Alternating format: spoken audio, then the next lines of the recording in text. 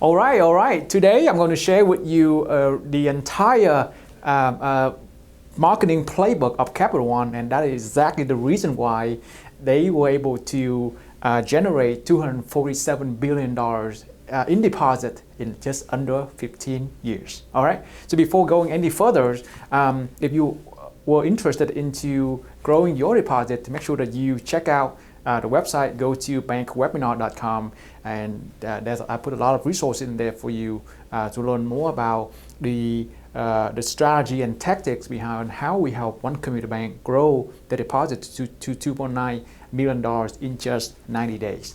Okay, let's get started, shall we? The first thing I want to discuss about something called deposit portfolio analysis. Deposit portfolio analysis. Okay, so what that means is that I look at the entire annual report of Capital One and try to analyze their deposit portfolio and see what are some of the gaps, what are some of the untapped opportunities that you can learn from their case and go back to your portfolios and see how you can improve upon. Okay, all right. So, well, first of all, according to Mr. Fairbank, CEO of Capital One, so he said that Capital One is actually a technology that does banking, and it competes against banks that use technology. So, in other words, they built Capital One as a technology company, right? It's not just a bank. So banking is not their first thought, right? Technology is always the first thought, and then it happens that they do banking, right? So I think that's really a nice focus that really set Capital One apart from its competitors, because with the focus on technology, they can do a lot of things. They can track and do many things, and as you can see from my case study today. Okay, so let's look at what's going on their deposit for the last 10 years. Okay, if we start from 2018 and then going back to 2007, and as you can see, their deposit is growing, right? Growing tremendously, and you can see that there are several orange bars, which means that for the first 2 years, 2007 and 2008, that is when Capital One acquired the Hibernia Bank, right? And then in 2012, that was when they acquired ING and HSBC. So as you can see, there was a huge jump between 2011 and 2012, a huge jump in deposit. And then since then, they have a nice upward trend in deposit growing. So I put together the entire landscape of the total deposit and the total loans for the same period of times. And as you can see, the amount of loans also increased, across the board, and so does the growth in deposit. Of course, you can see that Capital One did a very good job of increasing deposit, and the amount of deposit is almost always more than double starting from 2012 and going forward. They almost, as you can see, double the amount of loans and credit cards. So they did very well in attracting deposit, and hopefully today you can learn some of the tactics that they put together, or the strategy that they put together in how they can achieve that kind of features. Okay, so this graph represents the portfolio analysis or the portfolio deposit of Capital One. And as you can see, they have about 45 million members, and this is the vertical axis is really the amount of deposit that they have, right? So what I'm going to do is that I'm going to focus on to analyze the first million, right? The top 20% of their deposit, and see how it stacks up against the others and how you can find opportunities. Now the first one I call the 80-20 one analysis, right? So basically, this analysis tells you that the top 20% of your customers should be accounted for 80% of the total deposits, right? So that's the first level of the 80-20 analysis, right? And then, so given 20% out of 45 million customers, we have 9 million. And then according to Capital One annual report in 2018, they have about $249,764 million in deposit. Okay, so with those three pieces of information in place, let's get started. So with that in mind, with the first 80-20% analysis, you can see that I picked the top 20%, which is the first 9 million customer from Capital One, and then my analysis will tell, okay, how much deposit the first million customers would have, all right? And then I tabulate all of them together, and the end result would be the $14.3 billion is actually the sum of the top 20% customer from Capital One. And if you realize earlier,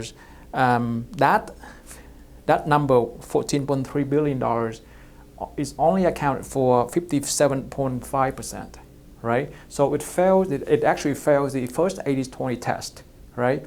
And that would lead me to this analysis where you can see the first million is accounted for about 31% total number of deposit. And you can definitely see the whole pattern. It also happens right in your deposit portfolio because it's based on the 80-20, and if Capital One Bank portfolio deposit falls into this kind of pattern, I would say 3 out of 4 times that your deposit portfolio would follow this pattern. Okay, and so that leaves me to the conclusion that Capital One is potentially leaving $5.6 billion of hidden deposit money on the table for their top 20% of the customers, right? Now, I put into a table for you. Now, according to Capital One annual report, their net interest margin is at 6.87%. Okay, so in the first column, you will see, imagine if Capital One were able to capture 100% of the invisible deposit money, all right, and they will get $5.6 billion. And according to the Federal Reserve, with the size of Capital One, their reserve ratio would be 10%. Now, from $5.6 billion, they would have about $50 billion to lend, right? And according to their annual report at 6.87%, the net interest income that they can get from lending $50 billion is at $3.4 billion. Okay, and then you do the math, right? So this is, imagine, the best case scenario when Capital One is able to capture 100% of the invisible deposit. Now, what if they only capture half of that? What does half means? Half means that, they can only capture $2.8 billion, and that would lead to $1.7 billion in the net interest income, right? And how about we do a little bit more conservative? How about only they capture 25% of the invisible deposit money? So that would lead to what? That will lead to $8 billion that will lead to $8,686 million. So that kind of net interest income, that kind of invisible deposit monies that even a big bank, a mega bank like Capital One would leave on the tables. Now, what would happen for a smaller bank? Same story.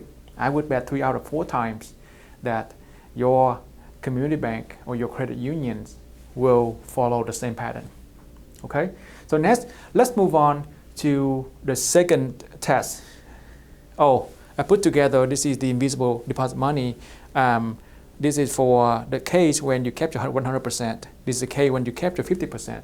And this is when you capture only 25% of the invisible deposit monies. And as you can see graphically, how much net interest income that you can have. Okay, so what is about the takeaway that you can see from the first 80-20 analysis? The takeaway is that the strategy, as you can see apparently, that the strategy was not optimized for the top 20% because you're still leaving a lot of money on the tables, right? And then from that you can see there are untapped potential for more deposit if there were enough focus on the top 20% of the customers by having a specialized campaign to extract out more deposit from the top 20%, right? Instead of you blanket the entire market with, because every single customer is not created equally. So the more you focus on the top 20%, the more deposit that you can get out from that. So let's talk about the next analysis I call the 80-20 square, 80-20 square analysis. So what does it mean? It means that the top 4% of your customers will be accounted for 64% of the total deposits, right? And once again, given 4% out of 45 million customers will be 2 million customers. And then we also use the assumption that total deposit is $24.9 billion in 2018, according to the annual report. Okay, so let's put into what happens. So on the first million, this is what they got. The second million, this is what they got. And the total of those two would be over $6.9 billion in deposit. And that would only account for 28% out of 64% of total deposit. So what does it mean? It means that, here's a graphically to see what I got. The first million and the second million, the huge difference. And then that would lead me to the conclusion that for the 80-20 analysis, for the top 5%, the top 5%, okay, Capital One is leaving $8.9 billion on the table just for the top 4% of the customers. $8.9 billion. That's humongous. And once again, I put together the amount of net interest income that they can generate just by focusing on the work to capture, let's say, for 100% of the invisible deposit, that will lead to $5.5 billion in net interest income. And for 50%, they can lead to $2.7 billion in net interest income. And even for the most conservative case, it can lead to what? $1.38 billion in net interest income, just by focusing on the top 5%, if you will. All right. Once again, the same pattern, similar to the first 80-20 analysis. This 80-20 square analysis, it focused on the top 5%, where most of the money. So once again, you can see the huge gap, right? You can see that that you can get more money, more deposit out of the top 5% than the remaining. And here's some of the takeaway that you can see. So once again, the strategy was not at all optimized for the top 4%, and you will realize that the top 5% will have a different thinking than the remaining 95 or 96%. So what does it mean? It means that you cannot use the same strategy that you use for the remaining 95 or 96% because they just think differently. They have different needs, they have different desire, they have different intentions, and it's just totally different ball games. And as a result, when you focus your resources to address the need of the 5%, your reward will be much higher, right? Now, if you compare what I had earlier, in the most conservative case, right? Even if you only capture 25% of the invisible deposit money, you can still way ahead, right? Way ahead when you focus on the 5% versus focusing on the top 20%.